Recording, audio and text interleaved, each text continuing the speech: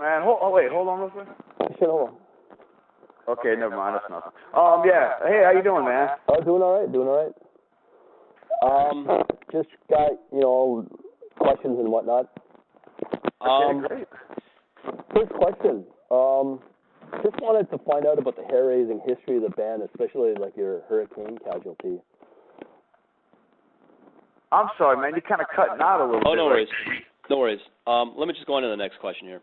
Oh, no. There you go. I can actually hear your voice a lot better now. Oh, you can? Okay. Yeah. Now, with the history of the band, with the kind of casualties that you've gotten, are you able to go into some detail of what happened with this Katrina situation? Well, I mean, yeah, sure. I mean, we were actually on tour when Katrina came through, so we actually didn't get to live the actual hurricane experience, but pretty much all of our family and friends did, unfortunately. Yeah. And I mean, it's pretty much a devastating thing. I mean, everybody out here has pretty much got their own horror story, and it's kind of like one of those things that a lot of people don't speak about it between each other. But I mean, we lost a couple of friends, and a lot of our family and friends have lost pretty much their entire lives. I mean, you got to realize that the entire city was shut down for months and months and months, and just had to, and we just had to go somewhere and live and just come back and rebuild our lives. Luckily enough, I was able to, and everybody else was in the band, so it's all good right now, man. Okay. Now, going back to the early days, is opening for Pantera one of your largest shows that you guys have done thus far still, or have you guys gone on bigger tours since then? Well, yeah, I mean, the stuff we did with Pantera was pretty much our most consistently large shows, Right. But, we went out and played, like, a couple of festivals, here and there, and we went to Japan one time and played the Beast Feast, and that was, I think, our largest show. It was like 30,000 plus. So for us, that was pretty good, and the responses were always really good for us. I Hate God did the same kind of tour with Pantera, and that was really nowhere nearly as good. But so it was cool, man. But yeah, those were definitely the largest shows for us, I would say, as far as night.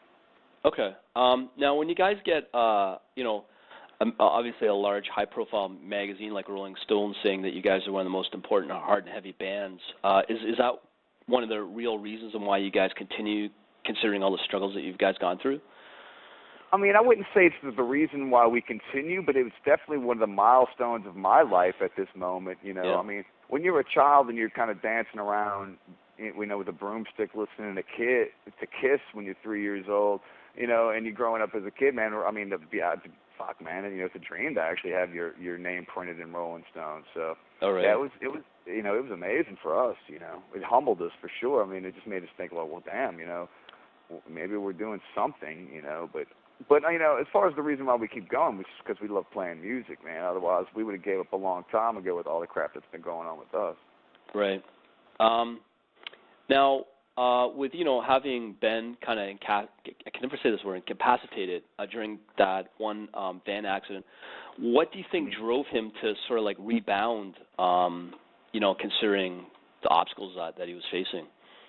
Man, to be honest with you, he's a stronger man than me. That's all I could say. He's hardcore, man. And within a year, we were on tour again, and he was, not a year, I'd say maybe a year and a half, 2 years, close to it around, and he was on tour again, and on crutches, on fucking tour every night, with crutches, man, and just struggling. But man, he, it's a thing, he was determined as hell, and I admire the hell out of him, because if you would have saw that man when he was pulled out of that van, I thought he was crippled for life, Wow. I mean, his legs basically twisted around and bones hanging out everywhere, and through his skin even, it was, man, kind of a horror movie, man, it really was, not to laugh, make it seem like it was a light thing, because it really wasn't, man. I mean, me and Tommy were just like, holy fucking shit, because when the van accident happened, his arms were basically the only thing you could see. The steering wheel was wrapped behind his head. He was completely consumed by the entire front of the van, like swallowed him up, Yeah. And they had to basically cut him out, and once they did, we thought he was in a wheelchair or something the rest of his life. and he's fucking and he's bounced back. I mean, he's still slightly injured like anything else, man.